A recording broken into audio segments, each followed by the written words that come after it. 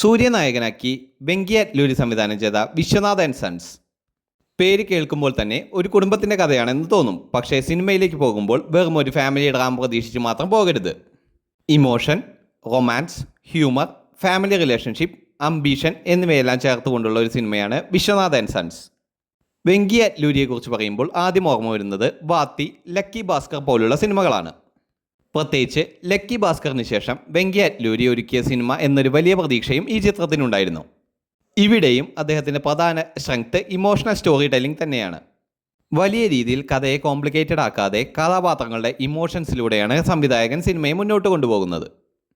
കുടുംബ ബന്ധങ്ങൾ, ജീവിതത്തിലെ അംബീഷൻ, പ്രണയം തുടങ്ങിയ കാര്യങ്ങളെ ഒരുമിച്ച് കൊണ്ടുപോകാൻ വെങ്കി അറ്റ്ലൂരിക്ക് കഴിയുന്നുണ്ട്. അതുകൊണ്ട് തന്നെ സിനിമയിൽ ആക്ഷൻ മാത്രം പ്രതീക്ഷിച്ചു വരുന്നവർക്ക് ഇത് അത്തരത്തിലുള്ള ഒരു സിനിമയല്ല എന്നൊരു മുന്നറിയിപ്പ് കൂടിയാണ് ഞാൻ നൽകുന്നത്.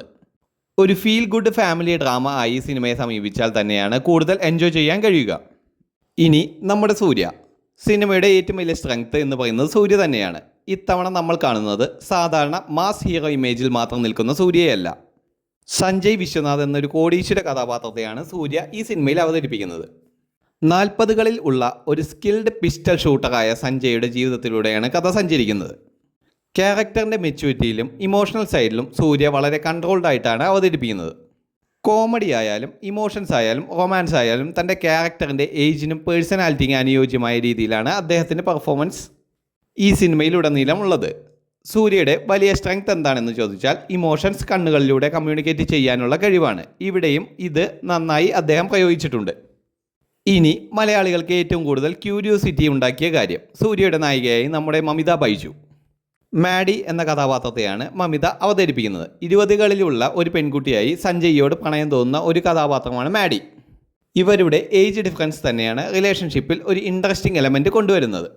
മമിതയുടെ ക്യാരക്ടറിൻ്റെ എനർജിയും ഇന്നസെൻസും ഇമോഷണൽ മൂമെൻറ്റ്സും കാണാൻ നന്നായി കഴിയുന്നുണ്ട്. സൂര്യയും മമിതയും തമ്മിലുള്ള കെമിസ്ട്രി സിനിമയുടെ പ്രധാന അട്രാക്ഷനുകളിൽ ഒന്നാണ്. സിനിമയിൽ സപ്പോർട്ടിംഗ് ആർട്ടിസ്റ്റുകളായി വന്ന രാധിക ശരത് കുമാർ, രവീന ടണ്ടൻ, ഭവാനി ശ്രീ എന്നിവരും മികച്ച രീതിയിലാണ് അഭിനയിച്ചിട്ടുള്ളത്. പ്രത്യേകിച്ച് രവീന ടണ്ടൻ്റെ പ്രസൻസ് സിനിമയ്ക്ക് ഒരു സീനിയർ പെർഫോമറിൻ്റെ വെയിറ്റ് നൽകുന്നുണ്ട്. മ്യൂസിക്കിനെ കുറിച്ച് പറയുകയാണെങ്കിൽ സിനിമയുടെ മ്യൂസിക് ഒരുക്കിയിരിക്കുന്നത് ജി വി പ്രകാശാണ്. ജി വി പ്രകാശിൻ്റെ മ്യൂസിക് സിനിമയുടെ റൊമാൻറ്റിക്, ഇമോഷണൽ, ഫെസ്റ്റീവ് പോർഷനുകൾക്ക് നല്ല സപ്പോർട്ടാണ് നൽകിയിരിക്കുന്നത്. പട്ടാമ്പൂച്ചി എന്ന ആദ്യകാലം തന്നെ സൂര്യ മമിത പെയറിങ്ങിൻ്റെ കെമിസ്ട്രിയും ഒരു ലൈവ്ലി റൊമാൻറ്റിക് മൂഡും കാണിച്ചു തരുന്നു. അതുപോലെ തന്നെ വെഡ്ഡിംഗ് സോങ് എന്ന രണ്ടാമത്തെ ഗാനത്തിൽ ഏറ്റവും ഇൻട്രസ്റ്റിംഗ് ആയ കാര്യം സൂര്യ തന്നെയാണ് ഗാനം ആലപിച്ചിട്ടുള്ളത്. നിമീഷ് രവിയാണ് സിനിമാറ്റോഗ്രാഫി കൈകാര്യം ചെയ്തിരിക്കുന്നത്. ഒരു വലിയ കൊമേഴ്ഷ്യൽ സിനിമയുടെ ഗ്രാൻഡ്നെസ് നിലനിർത്തുന്നതിനോടൊപ്പം കഥാപാത്രങ്ങളുടെ ഇമോഷണൽ മൊമെൻറ്റ്സും വിഷ്വൽ ഇമ്പോർട്ടൻസ് കൊടുക്കുന്ന രീതിയിലാണ് അദ്ദേഹം പ്രസൻറ്റ് ചെയ്തിട്ടുള്ളത്. അവസാനമായി സിനിമയെക്കുറിച്ച് പറയാനാണെങ്കിൽ വിശ്വനാഥ് ആൻഡ് സൺസ് ഒരു ഹാർഡ് കോർ ആക്ഷൻ മൂവിയല്ല, ഇതൊരു ഫാമിലി ഓറിയൻറ്റഡ് ഇമോഷണൽ എൻ്റർടൈനറാണ്. സൂര്യയുടെ പെർഫോമൻസ്, മമിത ബൈജുവിൻ്റെ ക്യാരക്ടർ, വെങ്കി അറ്റ്ലൂരിയുടെ emotional storytelling, G V പ്രകാശിൻ്റെ മ്യൂസിക് എന്നിവയാണ് സിനിമയുടെ പ്രധാന സ്ട്രെങ്ത്. കഥയിൽ വലിയ പുതുമ അന്വേഷിക്കുന്നവർക്ക് ചില ഭാഗങ്ങൾ ഫാമിലിയറായി തോന്നിയേക്കാം. പക്ഷേ family emotions plus romance plus comedy plus നല്ല പെർഫോമൻസ് ഇഷ്ടപ്പെടുന്നവർക്ക് സിനിമ നല്ലൊരു തിയേറ്ററിക്കൽ എക്സ്പീരിയൻസ് തന്നെയാകാൻ സാധ്യതയുണ്ട്.